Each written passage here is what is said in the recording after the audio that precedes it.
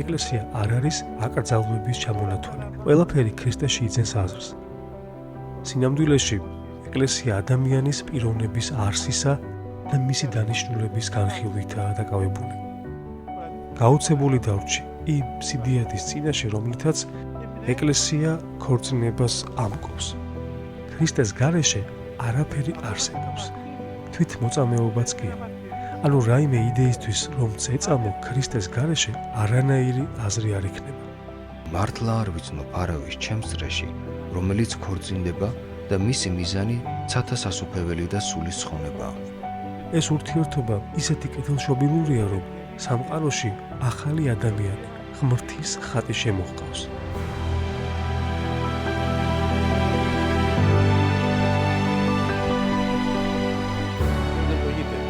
მეუფეო დაგლოცეთ. ქრისტემ დაგლოცოთ. ვაგრძელებთ ქორწინების საიდუმლოებასთან დაკავშირებული საკითხების განხილვას. წინა გადაცემაში ზოგადად ვისაუბრეთ ქორწინებისა და ადამისა და ევას შესახებ. შემდეგ კი გადავედით იმ სხვადასხვა ურთიერთობების შესახებ საუბარზე, რომლებიც ადამიანს მცირე ასაკიდანვე შეიძლება ჰქონდეს. კაცობრიობის ისტორიის განმავლობაში შეიცვალა თუ არა ეს ურთიერთობები. შესაძლოა ურთიერთობებმა გარეგნულად განსხვავებული სახე მიიღოს, მაგრამ არსებითად არ შეცვლილან. მიუხედავად იმისა, რომ ადამიანის კულტურული ცნობიერებისთვის სხვადასხვა ეპოქაში სხვადასხვა რამ მიიჩნეოდა ბოროტებად ან თავისუფლებად, ადამიანი არსებითად მაინც იგივე რჩება. იმავე გრძნობებითა და მოქმედებებით. რა როლი აქვს ეკლესიას ადამიანთა ურთიერთობებში? ეკლესიამ სამყაროს წმინდა სახარება და საეკლესიო კანონები მიანიჭა, რომლებსაც ჩვენს ქრისტეს შეცნობამდე მივყავართ. ეკლესიამ ჩვენ გადმოგვცა ჭეშმარიტი არსი და მიზანი მამაკაცისა და ქალის წმინდა ურთიერთობებისა, რომელიც ზეციურ სიძესთან, ქრისტესთან მარადიული ურთიერთობისკენ უნდა იყოს მიმართული. ეს ძალიან მნიშვნელოვანია, ვინაიდან ეკლესია ქორწინებას პატიოსნად და საქორწინო სარეცელს კი წმინდად და უმციკლოდ მიიჩნევს. თუმცა ამით არც ქალწულებასა და უქორწინებლობას აკნინებს და მიიჩნევს, რომ ქალწულება ქრისტეში სრულყოფილი ცხოვრებაა. რას უკავშირდება ის ფაქტი, რომ ეკლესიამ რომაელი კათოლიკეებისაგან განსხვავებით სამღვდელო პირთა სავალდებულო უქორწინებლობა არ დააწესა? ანუ რა კავშირი აქვს ამას ქორწინების საიდუმლოებასთან, რომლის შესახებაც ვსაუბრობთ? თუმცა ნამდვილად შესაძლებელია, რომ ქორწინებაც ქრისტეში სრულყოფილ ცხოვრებად იქცეს. ოღონდ იმ შემთხვევაში, თუ მეუღლეები ეკლესიის წიაღში ქრისტეს ცნებების დაცვით იშრომებენ. როგორც ხედავთ, უფალმა მღვდლობამ მხოლოდ უქორწინებლებსა და ქალწულებს კი არ განუკუთვნა, არამედ დაქორწინებულებსაც, ვინაიდან ქორწინება არაფრით აკნინებს ადამიანს. ისიც უნდა აღინიშნოს, რომ როცა განიხილებოდა საკითხი, მიეცათ თუ არა სამღვდელო ხარისხით დაქორწინებული პირებისთვის, ერთ-ერთი წმინდა და ასკეტი ეპისკოპოსი ჩაერია და უარყო მოსაზრება, რომ თითქოს და მღვდლობა მხოლოდ ქალწულებისთვისაა განკუთვნილი. ეკლესიამ სწორედ ამ აზრს დაუჭირა მხარი, ხოლო კათოლიკები დღემდე თავიანთ აზრზე რჩებიან. თითქოს ეს სარწმუნოების დოგმატი იყოს. თავიანთ აზრზე ასე დაჟინებით რატომ რადგან რჩებიან? ქორწინებას უქორწინებლობაზე დაბალ სულიერ მდგომარეობად მიიჩნევენ. მეუფეო, თქვენ ნათქვამი გაქვთ, რომ კაცობრიობის ისტორიის განმავლობაში ჩვენ, ადამიანები, ბუნებასო თუ სხვა ადამიანებს ვეჯაჭვებოდით, თუმცა ამას ყოველთვის საკუთარი არჩევანითა და ინტერესით ვაკეთებთ, ისე რომ ამისათვის ღვთისგან გამომდინარე რაიმე აუცილებლობა არ არსებობს. ანუ ყველაფრის აბსოლუტიზაციას ვახდენთ. რატომ ვაკეთებთ ამას? იმიტომ, რომ ადამიანი სრული, გარშემოუწერელი და უსასრულო ღმერთის მიერაა შექმნილი. ამ გარშემოუწერელი და უსასრულო ღმერთის ხატს ბუნებრივია ლტოლვა აქვს თავისი პირველ სახის მიმართ, რომელიც, როგორც ვთქვით, გარშემოუწერელი, უსასრულო და აღუწერელია. ამიტომ ადამიანი ყოველთვის ამ სიდიადესა და უსასრულობას ეძებს. ვერ ისვენებს შემოსაზღვრულ ხრწნად და დროებით საგნებში. ადამიანის გული შვებას მხოლოდ იქ გრძნობს, სადაც მისი შემოქმედი ზეციური მამაა. სურს რომ ისევ ამ აბსოლუტიზაციაზე ვისაუბროთ. ვამბობთ, რომ ხორციელი ურთიერთობები, ქორწინების მიღმა ცოდვაა. თუმცა განაღმერთმა ადამიანი იმისათვისაც არ შექმნა, რომ ეს ურთიერთობებიც ქონოდა. უკვე ვთქვით, რომ თავდაპირველად დაცემამდე ადამიანის გამრავლების სახე იგივე არ იყო, რაც ახლა. თუმცა უწყოდა რა ღმერთმა, რომელმაც ყველაფერი წინასწარვე იცის, თუ რას ჩაიდენდა ადამიანი. ანატომიურად იგი ისეთი შექმნა, როგორიც დღესაა. არანაირი განსხვავება არ არსებობს. ცხადია, რომ ღმერთმა წინასწარვე განაგო ადამიანთან მოდგმის, განსწავლისა და გამრავლების ეს ფორმა. ღვთის ამ წინაგანგებულების ფარგლებში მოხდა ადამიანის შექმნა. ღმერთმა, რა თქმა უნდა, წინასწარ იცოდა ადამიანის გასავლელი გზის შესახებ. ზოგიერთი ადამიანი, რომელიც ყველაფერს მარტივად უყურებს, ამასთან დაკავშირებით ამბობს, რომ დავიბადეთ ღმრთის ნებით, მოვინათლეთ მამის, ძის და სულიწმინდის სახელით, ვეზიარებით, სულიერ ცხოვრებას ვეწევით. განარა პრობლემა იქნება, რომ ურთიერთობები ქორწინებამდეც გქონდესო. საქმე იმაშია, რომ ადამიანისთვის ესოდენ მნიშვნელოვანი ურთიერთობები, როგორც ყველაფერი დანარჩენი, რასაც არ უნდა ვაკეთებდეთ, ქრისტეში უნდა ხდებოდეს. შესაბამისად, ორი დაქორწინებული ადამიანის ამგვარი ურთიერთობაც ძალიან საპასუხისმგებლო და წმინდაა. ეს ურთიერთობა ისეთი კეთილშობილურია, რომ სამყაროში ახალი ადამიანი, ღმრთის ხატი შემოჰყავს. ეს ძალიან მნიშვნელოვანი საკითხია, რადგან ახალი ადამიანის დაბადებას ეხება, რაც თავის მხრივ უდიდესი მოვლენაა, ვინაიდან ყველაზე აღმატებულად სწორედ ასე ვლინდება, რომ ჩვენი ზეციური მამის მსგავსად ადამიანიც შემოქმედია. ადამიანი ამ გზით თავის პირველ სახეს, ღმერთს ბაძავს და მისი თანაშემოქმედი ხდება და სამყაროში ღმრთის ხატი, ახალი ადამიანი შემოჰყავს. ეს ურთიერთობა ისეთი წმინდა და მნიშვნელოვანია, რომ აუცილებლად ქრისტეს ეკლესიის კურთხევის ფარგლებში უნდა ხდებოდეს. ცხადია, ძალიან კარგად მესმის, რასაც ამბობთ და რომ მართლაც ამ საკითხის ყველაზე მნიშვნელოვან ნაწილს სიწმინდე წარმოადგენს. დავიმახსოვროთ ეს სიტყვა, სიწმინდე, თუმცა ისინი მაინც ამბობენ, მაგრამ მე რასაც ვაკეთებ, იმისთვის კი არ ვაკეთებ, რომ შვილები მყავდეს, არამედ იმისათვის, რომ კარგი დრო გავატარო და ვისიამოვნო. ამისათვის სხვა მარტივი და უბრალო ქმედებებიც განვიხილოთ, როგორიცაა მაგალითად საკვების მიღება. ეკლესია და მამები გვეუბნებიან, რომ საჭმელი ღვთის კურთხევაა და ყოველი ჭამის წინ ვლოცულობთ. შემდეგ კი ვმადლობთ ღმერთს, რომ მისი მშვენიერი და მდიდარი სიკეთეები მივიღეთ. თუმცა ნაყროვანება და გემოთმოყვარეობა ცოდვა, ვნება და ცდომილება. ისინი გულს საჭმელზე აჯაჭვებენ. ხოლო როდესაც საკვებს ღვთისადმი მადლიერებისთვის გამოვიყენებთ, მაშინ ის უკვე სულიერ მოვლენად იქცევა და ქრისტესკენ სვლაში გვეხმარება. ამგვარად ეს ურთიერთობას, როდესაც იგი ქრისტესთან ჩვენი მარადიული ქორწინების ჭრილში განიხილება, სიწმინდეს იძენს. ხოლო თუ ეს თვითმიზანი გახდება, იქცევა ქმედებად, რომელიც უბრალოდ ჩვენს გულსა და გონებას მიაჯაჭვებს და ჩვენს სულს, ხორცს და მთელ არსებას გაანადგურებს. ასევეა ფულის შემთხვევაშიც. ფული კარგია, ნეტავ ყველა ადამიანს გქონდეს ფული, რომ სიკეთე გვეკეთებინა და უბედური არავინ ყოფილიყო. მაგრამ თუ მასზე მიჯაჭვულნი ვიქნებით, თუ მთელი ჩვენი იმედი და ჩვენი სიყვარული მას ეყრდნობა, რა თქმა უნდა, ეს უკვე ისეთივე შეცდომა და სნეულებაა, როგორც ნაყროვანება და გემოთმოყვარეობა. საჭმელი ცუდი არ არის, ვნებაა ცუდი. ანალოგიურადაა ამ ურთიერთობის შემთხვევაშიც. არაა ცუდი, მაგრამ ვნებასა და სიამეთმოყვარეობის ტყვეობაში ყოფნა, რაც ადამიანის გულს ქრისტეს სიყვარულისგან განაშორებს და ხორციელ სიყვარულს მიაჯაჭვავს, უკვე დიდი ცოდვაა. მაშასა და მე ეს ურთიერთობები ქორწინებამდე ვნებიანია და ქორწინების შემდეგ, ასე რომ ვთქვათ, წმიდაა? ქორწინების შემდეგაც საჭიროა ურთიერთობის მიზნის გათვალისწინება და სიწმინდის დაცვა. უნდა ვიცოდეთ, რომ ამ ურთიერთობების მიზანი ადამიანისთვის ნუგეშის მიცემა და მრავალი ტანჯვითა და ტკივილით ახსავსე ცხოვრებაში ორი ადამიანის სიყვარულის გაძლიერებაა, რათა ამ ქრისტესმიერი ცხოვრებით იცხოვრონ და ქრისტემდე მიაღწიონ. ანუ მრავალი მიზანი აქვს ამ ურთიერთობას და არა მხოლოდ ხორციელი განტვირთვა. მეუფეო, წინა გადაცემებშიც და ახლაც მეფიქრება, რომ თუ ადამიანი ეკლესიის გარეთაა, ამ ყველაფრის გაგება არ შეუძლია. არ შეუძლია. რადგან სამწუხაროდ და ჩამოყალიბებულია შეხედულება, რომ თითქოს ეკლესია წარმოადგენს რაღაც ზნეობრივ სისტემას, პურიტანიზმს, რომელიც სხვადასხვა ქმედებებს განიხილავს. სინამდვილეში, ეკლესია ადამიანის პიროვნების არსისა და მისი დანიშნულების განხილვითაა დაკავებული. ყველაფერი, რაც მიზანს არ ხვდება, აცდენაა. და ძველი ბერძნები, როცა აცილებდნენ მიზანს, ამბობდნენ: ავაცილე, ავწდი, შევწდი, შევწოდე. ცოდვა არის აცდენა.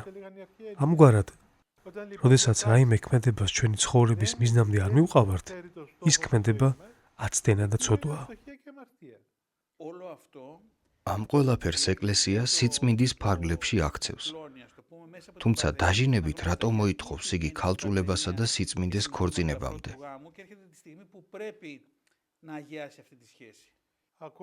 ქრისტეს გარეშე ქალწულებასა და სიწმინდესაც კი არანაირი აზრი არ აქვს.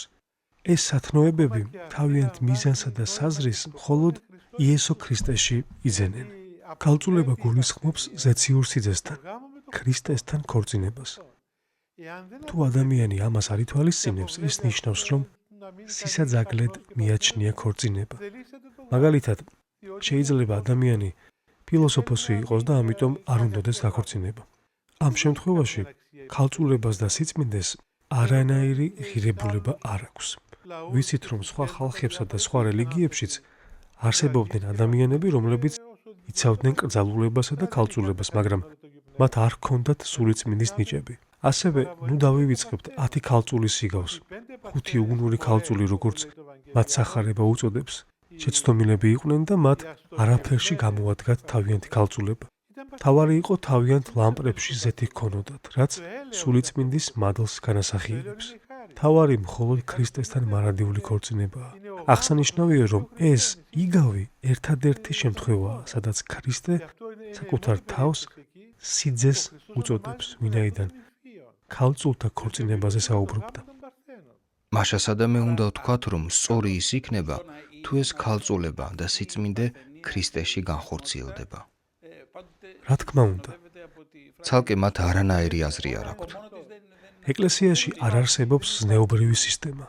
არ არსებობს ქმედებები, რომლებიც შეიძლება ან არ შეიძლება. ეკლესია არ არის აკრძალვების ჩამონათვალი. ყველაფერი ქრისტეში იძენს აზრს. ქრისტეს გარეშე ადამიანი მხოლოდ თავისი ვნებებისა და ინსტინქტების ფარგლებში მოქმედებს. ვიმახსოვრებთ იმას, რაც აკრძალვების ჩამონათვალზე თქვით, მაგრამ ქრისტეში განხორციელება შეიძლება არასწორადაც იქნას გაგებული. შეიძლება ვიღაცამ თქვას, რომ ქრისტე რაღაც ქმედებას კრძალავს ან არ კრძალავს. არა, ასე არ არის.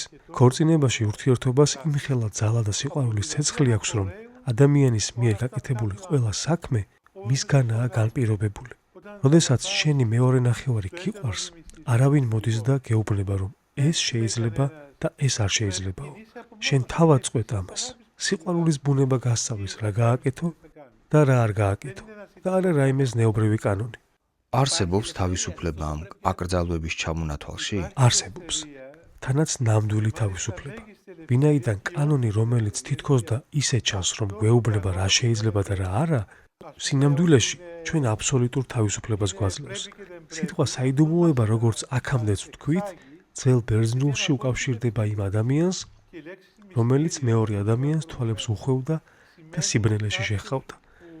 შემდეგ კი მოულოდნელად ბრწყინვალე სინათლეში გაჰყავდა.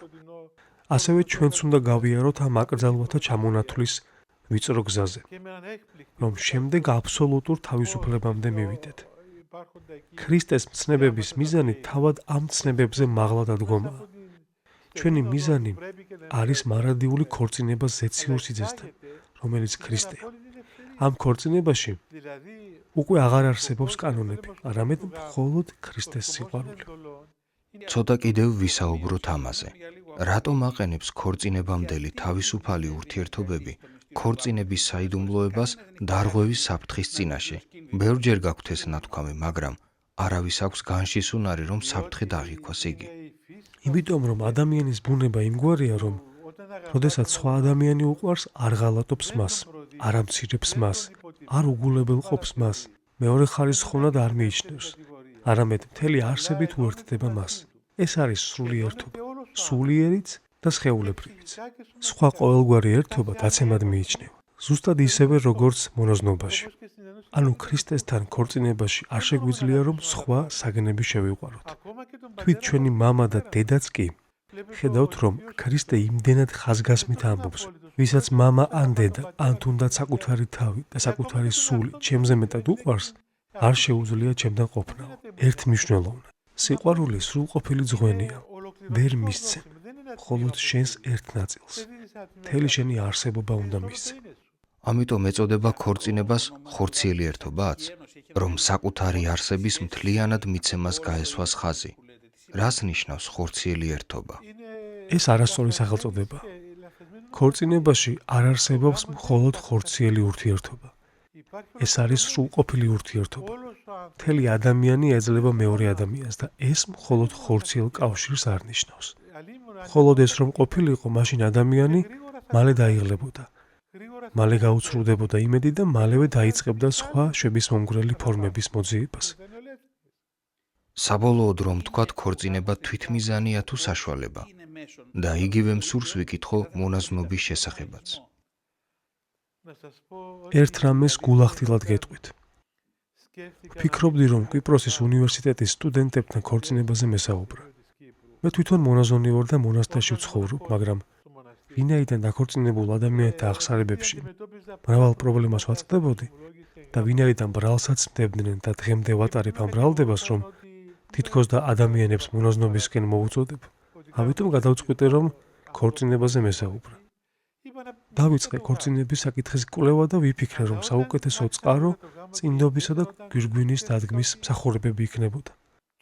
რადგან მონაზონი ვარ და ჯვრისწერა არასდროს მქონდა ჩატარებული და როცა ეს მსახურებები პირველად წავიკითხე, გაოცებული დავრჩი იმ სიდიადის წინაშე, რომლითაც ეკლესია ქორწინებას ამკობს. ვაღიარებ, რომ მონაზნობისა და ქალწულების სიდიადეც მაშინ აღმოვაჩინე, როდესაც ქორწინების საკითხს ვიკვლევდი. ამას იმისათვის კი არ ვამბობ, რომ ქორწინება დავაკრინო და ქალწულების აღმატებულობა წარმოვაჩინო. არამედ იმისათვის, რომ გასაგები იყოს, რომ ამ ყველაფერს მხოლოდ მაშინ აქვს მნიშვნელობა, როდესაც ქრისტეს მიემართება. ქრისტეა სამყაროსა და ჩვენი სიცოცხლის ნათელი. ქრისტეს გარეშე არაფერს არ აქვს ღირებულება. ყველაფერი ქრისტეში იძენს ღირებულებას და ქრისტეში ფასდება. ქრისტეს გარეშე არაფერი არსებობს. თვით მოწამეობაც კი. ანუ რაიმე იდეისთვის, რომ წეწამო ქრისტეს გარეშე არანაირი აზრი არ იქნება. ფაქტობრივად შემდეგ შეკითხვაზეც მიპასუხეთ, მაგრამ მაინც კითხავთ, როგორ საუბრობენ ქორწინების შესახებ მეუდაბნოე წმინდა მამები. მიხარია რომ შეეხეთ ამ თემას, მაგრამ კიდევ ვისაუბროთ ამაზე, ძალიან საინტერესოა. თავდაპირველად მოღვაწე საერო ცხოვრებას განეშორება და ბოლოს იმ მდგომარეობამდე მიდის, რომ მისი გული მთელი სამყაროსთვის ფეთქავს. მისი პირველი სურვილი ყოველივესგან განშორება იყო, ანუ ისინი ჯერ უპოვარები გახდნენ, შემდეგ კი თანდათანობით ქრისტე შეიმოსეს. სწორედ ასევე ჩვენმა მამებმაც უარი თქვეს ქორწინებაზე, საერო ცხოვრებასა და საქმეებზე. თუმცა ქრისტეს მიერი ცხოვრებით ხელახლა აღმოაჩინეს ზოგადად მთელი სამყაროს, ადამიანებისა და თუნდაც ქორწინების სიდიადე. ისინი საუბრობდნენ ქორწინების შესახებ და ისე უჭერდნენ მას მხარს, როგორც სხვა არავინ. როდესაც ქორწინების შესახებ წმინდა იოანე ოქროპირისა და წმინდა მამების ნაშრომებს ვკითხულობთ, ისეთ რაღაცებს აღმოვაჩენთ, რაც დღესაც აქტუალურია და გვიკვირს. ამდენი საუკუნის წინ, როგორ დაწვრილებით და დახვეწილად საუბრობდნენ ქორწინებისა და ცოლქმრობის შესახებ წმინდა მამები, რომელთაც არასდროს არ ყოლიათ ოჯახი. ეს ყველაფერი მათ მას შემდეგ აღმოაჩინეს, რაც თავად დაქორწინდნენ ზეციურ სიძეზე, ანუ ქრისტეზე. მაშასა და მე მეუფეო, რასაც ახლა ვფიქრობ, შემაძრწუნებელია. ხართ რა სულიერი მოძღვარი და მონაზონი, როგორც თქვენ ამბობთ და როგორც თავად დღე გაქვთ გამოცდილი, ამ ორი რეალობის საერთო ქრისტეს სიყვარულია. ანუ ქრისტეს სიყვარული მიემართება დაქორწინებულსაც და მონაზონსაც. ცოტა რამ მამის შესახებაც გითხარით. როგორც ვთქვით, ეს სვლელობის პროცესია. ერთი სვეტზე ავიდა, მეორე უდაბნოში გავიდა, მესამე დაქორწინდა და ასე შემდეგ. უნდა გავიაზროთ, რომ ცხოვრების გარეგნული ფორმა და სახე კი არაა მაცხოვნებელი, არამედ ეკლესია. ეკლესია აცხოვნებს ადამიანს. მხოლოდ ეკლესიაში ცხონდება ადამიანი. გახდება ის მონოზონი, იქორწინებს თუ უქორწინებელი დარჩება. არსებობენ ადამიანები და დღეს ბევრია ასეთი, რომლებიც ამა თუ იმ მიზეზის გამო არ დაქორწინებულან, ან არ სურდათ რომ დაქორწინებულიყვნენ. ეს იმას არ ნიშნავს, რომ ისინი სხვებზე დაკნინებულ მდგომარეობაში იმყოფებიან. არანაირი მნიშვნელობა არ აქვს ამას. ჩვენ მოწოდებულნი ვართ, რომ ეს ყველაფერი ქრისტესთან ქორწინების ფარგლებში მოვაქციოთ.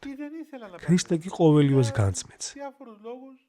ამგვარად, არავინ უნდა მიეცეს სასოწარკვეთილებას და არ უნდა თქვას, რომ სამწუხაროდ ვერც დავქორწინდი და ვერც მონოზონი გავხდი.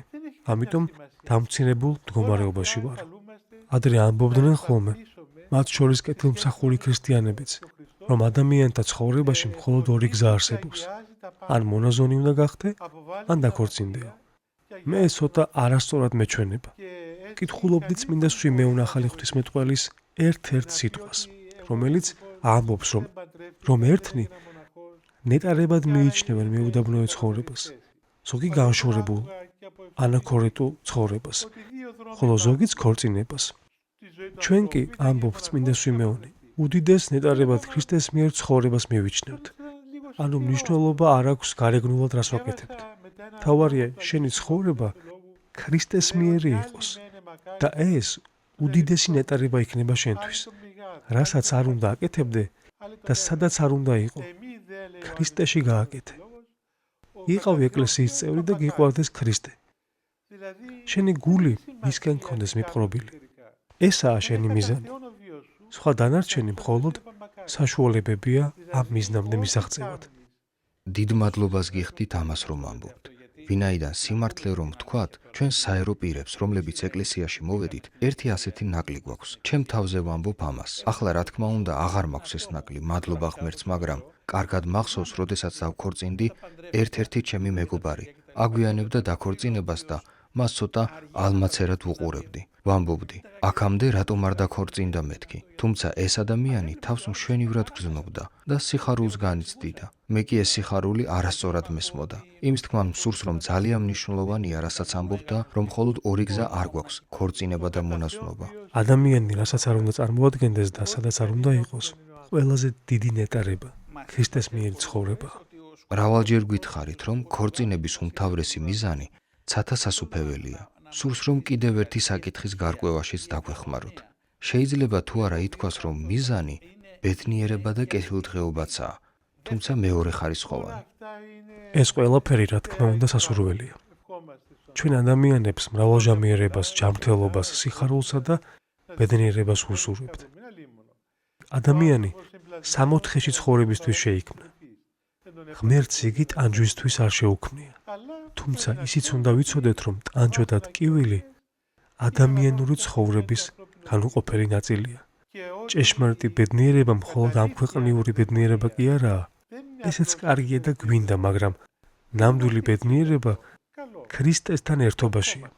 თუ ადამიანი ქრისტესთან ერთობაში არ იქნება, ვერ იგრძნობს ბედნიერებას და კეთილდღეობას. ვინაიდან ჩვენი გული, რომელიც ჩვენი არსების ცენტრია, მხოლოდ ქრისტეში განისვენებს, იშვებს და იხარებს. კვლავ ჩვენი სულის მაცხოვნებელ მიზანზე ვისაუბროთ. დასაწყისშიც ვთქვით და ახლაც მსურს ვთქვა, რომ მართლა არ ვიცნობ არავის ჩემს წრეში, რომელიც ქორწინდება და მისი მიზანი ცათა სასუფეველი და სულის ცხონებაა. არავის არ ვიცნობ ასეთს, მათ შორის არც ეკლესიის წიაღში. კითხვა შემდეგია. როდესაც წყვილის მთავარ ინტერესს ქორწინების ეს უმთავრესი მიზანი არ წარმოადგენს, ვისი ბრალია ეს? აღზრდის ბრალია, განათლების, მშობლების, საზოგადოების, რომელიც ბავშვს დაქორწინებამდე არ აწვდის ამ ინფორმაციას თუ ვისი? მარტივად და გაგებით შევხედოთ ამ საკითხს. რა თქმა უნდა, ახალგაზრდა ბიჭი, რომელსაც გოგო უყვარს და ღვთისგან მასში ჩანერგილ გრძნობებს განიცდის, არ ფიქრობს, რომ ეს გოგო ცათასასופევლისა და ქრისტეს გამოუყვარს. შეიძლება ასე იფიქროს, მაგრამ უმთავრესად სასიყვარულო გრძნობა ჭარბობს. არ ვამბობ, რომ ეს მაინც და მაინც ხორციელი გრძნობაა. ეს არის მთელი ადამიანის კეთილშობილური ლტოლვა საწინააღმდეგო სქესის მიმართ. ამასთანავე, როცა მაგალითად ვჭამთ, არ ვამბობთ, რომ ცათა სასופევლისთვის ვჭამთ. თუმცა კი მოწოდებულნი ვართ იმისთვის, რომ ჩვენი ბიოლოგიური არსებობისთვის საჭირო ეს აუცილებელი ქმედება ღვთისადმი სამადლებლად ვაქციოთ. ეკლესია უნდა ასწავლიდეს ახალგაზრდებს ამ ყველაფერს. სულ მცირე ჩვენ, დიდებმა მაინც, ვისაც ცხოვრება გავლილი გვაქვს და მოხუცებულობის წლებიდან ვუყურებთ წარსულს, უნდა ვასწავლოთ ეს ბავშვებს და თუ ისინი ამ სწავლებას გაითვალისწინებენ, როცა თავიანთ ოჯახებში პირველი სერთულეები შეხვდებათ და აუცილებლად შეხვდებათ, მაშინ უნდა გააცნობიერონ, რომ ქრისტეს გამო არიან დაქორწინებულნი და რომ მათი ცხოვრება არ წარმოადგენს მილიონერობისკენ სწრაფვისა და 1000 სხვადასხვა საგნის შეძენის პროცესს. თუ ასე მოხდება, კარგია, მაგრამ თუ ასე არ მოხდება, ამით ქვეყანა არ დაიქცევა. საბოლოოდ, მიზანი მაინც იგივე რჩება, რაც მე მაბედნიერებს. მას ხორციელ ქმედებებსა და მატერიალურ საგნებში კი ვერ ვიპოვე, არამედ ქრისტეში. ამაზე უნდა ვესაუბროთ ბავშვებს. თუ მათ გულებში ამას ჩავთესავთ, მოვა დრო, როდესაც ეს სულიერ ნაყოფს გამოიღებს. დარწმუნებული ვარ, რომ ასეთი შემთხვევებიც გვექნება. უბრალოდ მსურს დამიდასტუროთ, რომ მიზნის ამგვარი გაგება უკვე ქორწინებაში ყოფნისას მიიღწევა და არა თავიდანვე. რა თქმა უნდა, ეს მოცემულობაა. ამას ჩვენს შვილებშიც ვხედავთ. ჩვენს შვილებს ახალგაზრდულ ასაკში უყვარდებათ ერთმანეთი. გრძნობები უჩნდებათ ერთმანეთის მიმართ და ცხადია, რომ ამ გრძნობათა სიმრავლეში არსებობს კეთილი მოლოდინი, ბედნიერი და მშვენიერი ცხოვრებისა. მაგრამ შემდეგ ისინი ნელ-ნელა მწიფდებიან. ასაკიც თავისას შვება და ყველაფერი ასაკის მსვლელობის შესაბამისად ხდება. ადამიანი თავიდან არ უნდა ფიქრობდეს სამწუხარო და მტკივნეულ საკითხებზე. იმისთვის, რომ მიწიერ საკითხებს მოსწყდე, ჯერ ამის შესაბამისი ძალა უნდა მოიკრიბო. და თუ ქორწინებაში ყოფნის პროცესში აღმოჩნდება, რომ მასში ღვთის განგებულების კეთილი თესლია ჩანერგილი, მრავალ ნაყოფს გამოიღებს. ვინაიდან ბევრი ადამიანის აღსარებას ვიბარებ, ვინახავს მოხუცებულები, რომელთაც რთული ცხოვრება აქვთ გამოვლილი. მაგრამ ცოლ-ქმრობაში თავს ისე ავლენენ, თითქოს ახალგაზრდები იყვნენ და ახალი შეყვარებულებებით იქცევიან. რაღაც წმინდა დამოკიდებულება აქვთ ერთმანეთის მიმართ. ჩემთვის შთამბეჭდავია ის, რაც კვიპროსზე ხდება. საბერძნეთში არ ვიცი როგორ არის, მაგრამ კვიპროსზე ჩვენი ბებიები და ჩვენი პაპები არ ამბობდნენ ხოლმე ჩემი ქმარი და ჩემი ცოლი, არამედ ჩემი ბატონი და ჩემი ქალბატონი. ჩემი ბებია ამბობდა ხოლმე, ჩემი ბატონი მოვა სახლში. ჩემი პაპა კი ამბობდა, ჩემი ქალბატონი სახლშია? ანუ ისეთი პატივისცემით, სიწმინდითა და მზრუნველობით საუბრობდნენ, რომ იტყოდი, ეს მოხუცები 60 და 70 წლიანი ქორწინების შემდეგაც კი ასეთ წმინდად, როგორ საუბრობენ და ასეთი მზრუნველობით, როგორ ეპყრობიან ერთმანეთს. ამგვარ დამოკიდებულებას ვხედავთ ჩვენს წინაპრებში. მეუფეო, იმისათვის, რომ ჩვენი დღევანდელი გადაცემა დასასრულისაკენ წავიყვანოთ, ერთი ასეთი მოვლენაც მინდა განვიხილოთ. დღევანდელ საზოგადოებაში საუბარი მაქვს ადამიანებზე, რომელთა უმრავლესობა ეკლესიის წევრი არაა. ქორწინების ინსტიტუტი სუსტდება. თქვენ თქვით, რომ მსოფლიო კრებები კიცხავდნენ ისეთ ადამიანს, რომელსაც მიაჩნდა, ან ასწავლიდა, რომ ქორწინება რაიმე დამცირებული მდგომარეობაა და არ განეკუთვნება ადამიანის სრულყოფილებას. მსოფლიო კრებები ამგვარ სწავლებას გმობდნენ. ახლა კი მთელ მსოფლიოში ვხედავთ თეოლოგიურ დაჯგუფებებს, რომლებიც ამ საკითხს სხვაგვარად უყურებენ. ამბობენ, რომ კი კარგია ქორწინება, მაგრამ არც ისეთი სრულყოფილია, რომ ცხონებაში დაგვეხმაროს. დაკნინებაცა და გადაჭარბებაც ერესებისა და სქიზმების ცდომილებათა უმთავრესი კომპონენტია. თუ დააკნინებ ქორწინებას და გადაჭარბებულ მნიშვნელობას მიენიჭებ ქალწულებას, ეკლესიის გარეთ აღმოჩნდები. თუ გადაჭარბებულ მნიშვნელობას მიენიჭებ ქორწინებას და დააკნინებ ქალწულებას, ისევ ეკლესიის გარეთ აღმოჩნდები. ცნობილებაში ორი მიმართულება არსებობს. ერთი გადაჭარბებულ მნიშვნელობას ანიჭებს ქორწინებას და ამბობს, რომ ქორწინების აქტი წარმოადგენს ადამიანის არსებობის სრულყოფას და ყველას, ვისაც ეს არ განუხორციელებია, არ არის სრულყოფილი ადამიანი, ეკლესია უარყოფს ამას. მეორე მიმართულება კი აკრინებს ქორწინების მნიშვნელობას და ქალწულებას განადიდებს. ადამიანის სრულყოფა ხდება არა ქორწინებაში ან ქალწულებაში, არამედ ქრისტეში. თუ ვინმე ქალწულებაშია, მაგრამ არ აღასრულებს ქრისტესთან ქორწინებას, ვერ გახდება სრულყოფილი.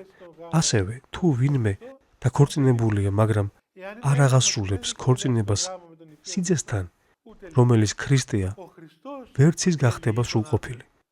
ქრისტე სრულყოფს ადამიანს. ქრისტეა ყოველივეს აღვსება და არა გარეგნული ქმედებები. რა თქმა უნდა, არსებობს ცხოვრების სხვადასხვა წესი, რომლებიც მიზნამდე უფრო იოლად მისაღწევად გარეგნულ საშუალებებს გვაძლევენ. ეს კარგია, თუმცა მხოლოდ საშუალებაა. საშუალება თვითმიზნად არ უნდა ვაქციოთ. არ უნდა დავივიწყოთ, რომ მიზანი ქრისტეა. ცოტა სამწუხაროა, რომ ამ აკადემიურ თეოლოგიაში არსებობს ეს ცდომილება. მინდა რომ ამაზეც თქვათ ორიოდე სიტყვა.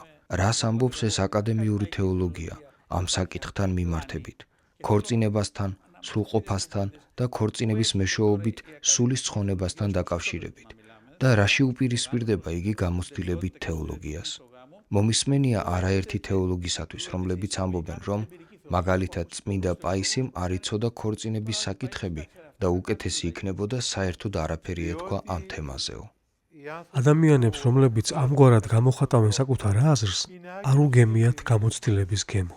როცა რაიმე საკითხს მხოლოდ ლოგიკით განმარტავ, რა თქმა უნდა, ვერ ჩაწვდები მის აზრს. გამოცდილება ლოგიკაზე გაცილებით ძლიერია. ლოგიკა გამოცდილებას გამოხატავს, მაგრამ თუ გამოცდილება არ აქვს, მაშინ ადამიანი თავისი ლოგიკური მოცემულობების საფუძველზე იწყებს აზრების გამოხატვას. და კიდევ უფრო უარესი, ესეც უნდა ვთქვათ, რომ ასეთ შემთხვევაში ადამიანი თავისი ვნებიანი მიდრეკილებების საფუძველზე გამოხატავს აზრს. ადამიანი, რომელსაც არ უგემია სულიწმინდისეული გამოცდილების გემო, ვნებებით საუბრობს და არა სრულყოფილად. დიდი მადლობა, გერონდა. მეც გმადლობთ.